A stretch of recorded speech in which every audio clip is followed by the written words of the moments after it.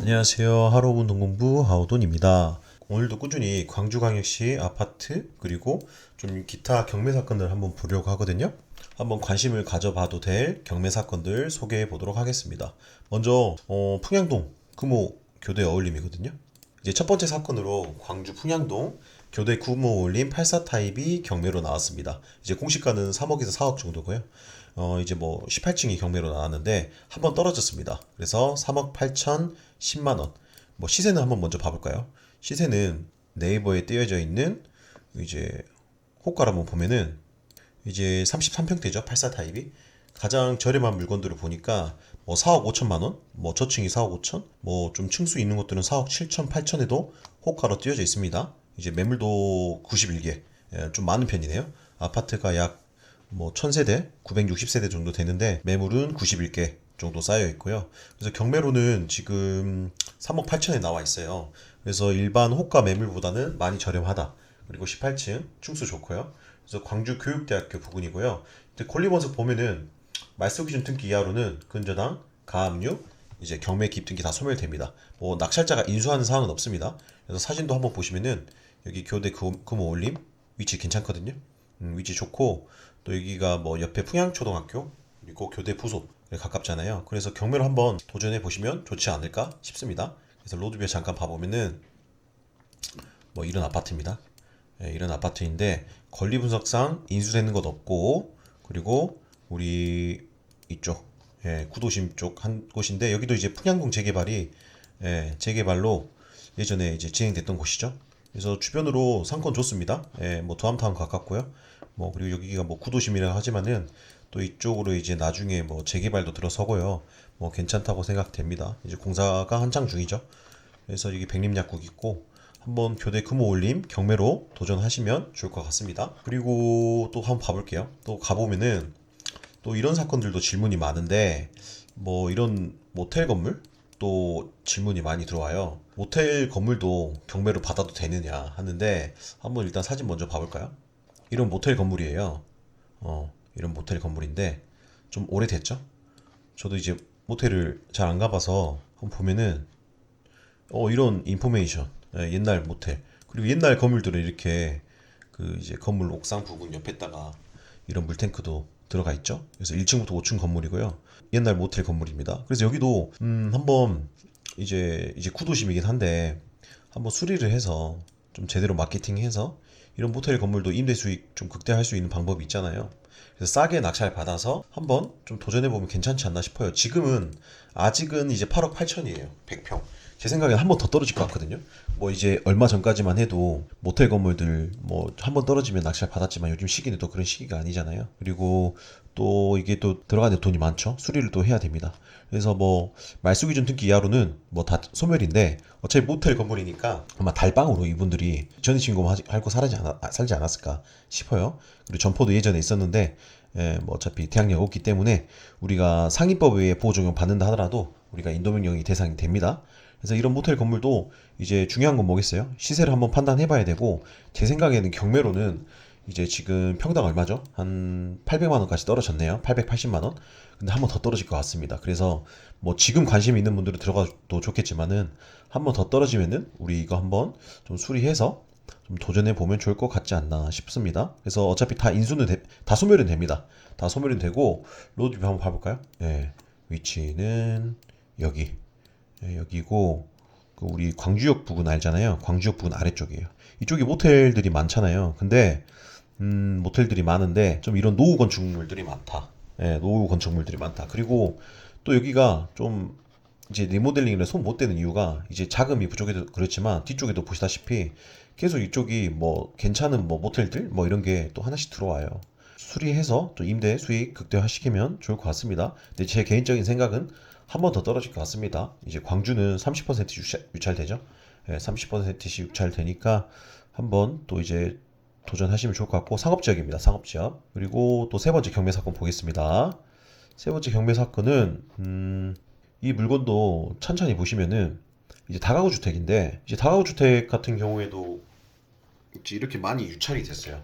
이 유찰이란 말은 한번 떨어져서 원래 감정평가가 9억 3,200이었는데 한번 떨어져서 6억 5,200이 됐단 말이죠.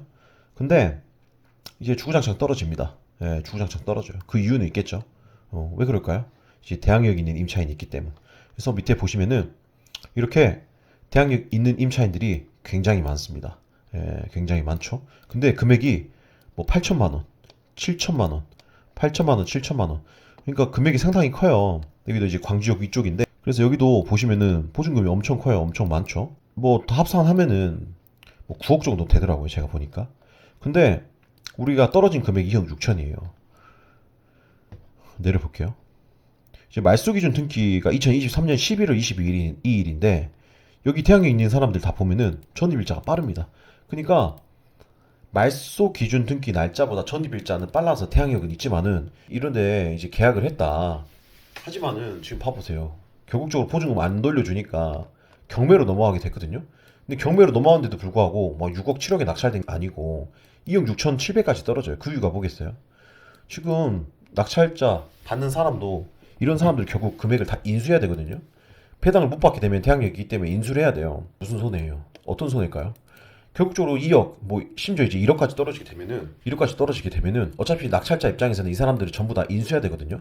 거의 9억 원, 뭐 8억 원 정도를 인수를 해야 된단 말이에요. 제가 대충 봤을 때요. 그러면은 예를 들어서 2억 6천 7백에 낙찰 받아도 내가 결국적으로 7억을 인수해야 되니까 9억 얼마에 사는 거죠. 그러니까 이런 것들은 문제가 커요. 문제가 큽니다. 그러니까 낙찰되지 않고 계속 떨어지는 거예요. 왜?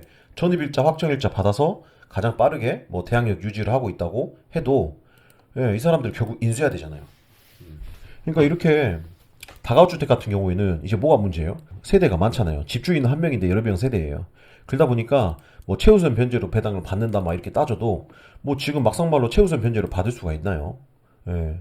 1억 원, 2억 원에 낙찰돼 버리면 최우선 변제 2,800만 원도 제 생각에 못 받을 것 같거든요. 한 1,400만 원 받을 수도 있어요. 2분의 1. 매각 대금의 2분의 1이니까요. 그러니까 이런 것들 다 인수해야 되고 결국적으로 이 사람은 어떻게 해야 돼요? 그러니까 굉장히 피곤해지는 상황이 발생해 버려요. 그러니까 이런 다가구 주택들이 문제가 많아요. 지금 비단 이 사건 하나뿐이 아니에요. 여기도 보시면은 이게 무조건 요즘에는 보증금을 돌려받는 시기가 아닌 것 같아요. 이런 다가구 주택이에요. 이런 다가구 주택, 스위트빌 그렇잖아요, 조금. 이런 세대인데, 그러니까 전부 다 보증금을 못 돌려받고 경매로 낙찰되길 기다리고 있지만은 낙찰이 안 되죠. 왜? 예, 낙찰이 안 됩니다. 그러니까 이것도 낙찰되지 않고 계속 떨어질 거고 이거 낙찰 받아서도 안 됩니다. 이게 문제가 있습니다. 비단 여기 사건뿐만 아니라 또 한번 봐볼까요? 이제 여기는 다가구주택이 좀 오래됐는데 여기 운암동 쪽 한번 가보면은 지금 대부분 없이 그냥 하고 있는데 뭐 운암동 쪽에도 이런 다가구주택 하나 나왔어요. 여기도 사건 번호 2024 타경 76875. 여기도 한번 로드뷰를 먼저 봐볼까요? 이런 이제 다가구주택입니다. 나름 외관이 깔끔해 보이죠? 예, 뭐 로드뷰라서 정확히는 안 보이지만 세대가 많잖아요. 여기도 처음에 내가 뭐 집 상태 괜찮으니까 내부 뭐 중개사님들 말만 믿고 이제 덜컥 계약을 맺습니다. 아니 어차피 뭐 보증금 뭐 7천만 원 정도 배당 받는다라고 나중에 설명 들었겠죠. 근데 어느 날 이제 집주인하고 재계약하면은 내가 104호 사는 사람인데 보증금 돌려면 안 돌려줘요. 나는 괜찮다라고 생각해요 보통. 왜? 난 대항력 있으니까 중개사님이 설명했을 때 내가 어차피 경매로 넘어가더라도 2023년 10월 12일 날보다 이전에 전입신고가 돼 있잖아요. 그 전에 본인이 전입신고했을 때도 아무런 권리상 문제가 없었잖아요. 그래서 이 7천만 원 다 돌려받을 거라 생각하거든요. 하지만 본인 말고도 다른 임차 세대들이 많아요. 그 사람들의 순위까지 우리가 따져보지 못했어요. 보통 다가구주택이 그런 문제가 있어요. 순위를 못 따져봐요. 그래서 이런 7천, 여기도 얼마죠 총? 여기도 대충 보더라도 대충 뭐 7천, 7천, 1억, 8천, 9천, 7천 대충 보더라도 10억이 넘어가거든요 여기가. 15억이네 15억. 그러면 이 사람들 간의 순위를 따져봐야 되는데 이게 이 사람들이 전부 낙찰이 경매로 낙찰 받으면 15억을 배당 받아가느냐? 못 받아가죠. 왜요? 전부 다 인수해야 되니까 대항력이 있기 때문에. 지금은 근데 얼마예요? 지금 5억 8천까지 떨어졌잖아요. 그러니까 예를 들어서 6억에 낙찰 받아도 이 사람들이 15억 전부 다 배당 못 받습니다. 그러니까 누군가는 거의 대부분의 사람들이 피해를 보게 됩니다. 이거 지금까지 이분들이 가진 노력을 안 했을까요? 가진 노력했습니다. 전세 사기 피해 신고도 했을 거고요. 뭐 경찰에 신고했을 거고요. 그것도 국토부에다가 사기 피해가 입증돼야지 우리가 경매로 우선 매수 신고 받을 수 있거든요. 근데 이분들이 또 어떻게 이런 돈을 받아요? 왜? 나머지 사람들도 다 금액을 인수해야 되는데요. 낙찰을 받을 수가 없죠. 그러니까 굉장히 이제 돈이 꼬여버립니다. 결국적으로는 이게 돈도 묶여버리고 피곤해져 버리죠. 그래서 저는 기본적으로 이런 사례들 보면은 좀 안타깝기도 하고, 제가 하루에도 상담을 굉장히 많이 하는데, 저는 이런 집, 그러니까 이게 저는 전세 사기 피해자들의 잘못이라 생각하지는 않지만은, 이제 너무 안타깝기도 하고, 굳이 왜 이런 집에 비싸게 최우선 변제보다 더 크게, 그러니까 뭐 차라리 월세로 들어갔으면 좋은데, 조금 안타깝긴 하죠. 예. 그러니까 뭐 방법은 없습니다. 제가 뭐 사기 피해를 뭐 당한 건 아니니까 뭐 제가 어떻게 대처하라 이렇게 말씀드릴 수는 없지만은 이거 안 당하기 위해서 노력해야겠죠. 그래서 이게 정말 요즘에 광주에 이런 다가구 주택 피해 사례들이 너무나도 많고 좀 조심하시길 바라는 의견에서 오늘 광주 좀 그리고 또 이제 경매 사건 봐볼게요. 또 뭐 이런 사건들 우울한 사건들은 좀 보다도 또 하나 소개 드리겠습니다. 그리고 여기도 괜찮거든요. 수안지구 대박 노블랜드 1차 여기 호반 베르테움 1차 맞은편 신가동 여기 대박 노블랜드 1차입니다. 여기도 보시면 이제 경매로 나왔는데 한번 떨어졌습니다. 3억 2,480만원. 그래서 2월 27일 경매고요. 여기도 한번 시세랑 봐볼까요? 지금 경매로는 3억 2,400인데 지금 84 타입 같은 경우에 가장 저렴한 매물들이 3억 6,500, 3억 7천, 3억 8,500이죠. 근데 지금 경매로는 3억 2,480. 근데 여기서 끝이 아니라 우리가 지금 이게 권리분석상 문제가 없는지 봐야겠죠? 그래서 말소 기준 등기 이하로는 소멸이다. 그리고 나중에 우리가 잔금 치르면서 촉탁 등기로 다 말소시키면 되겠죠? 뭐 6억 6억 2,956만 원인데 결국적으로 우리가 다 소멸되는 권리입니다. 그래서 여기도 봐볼까요? 여기 위치 좋죠? 대박 노블랜드 1차. 네, 대박 노블랜드 1차. 위치 좋습니다.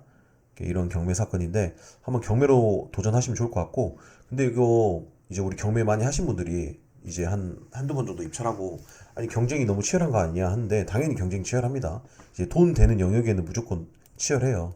그래서 근데 보통 요즘에 3, 4억대 물건들은 수안지구 같은 경우에는 최근에도 여기 한번 데이터를 보시면 최근에 이제 광산구 전체적으로 봐볼게요. 장덕동 저희도 여기도 떨어졌는데 수안 양호 내안에는 84%. 예.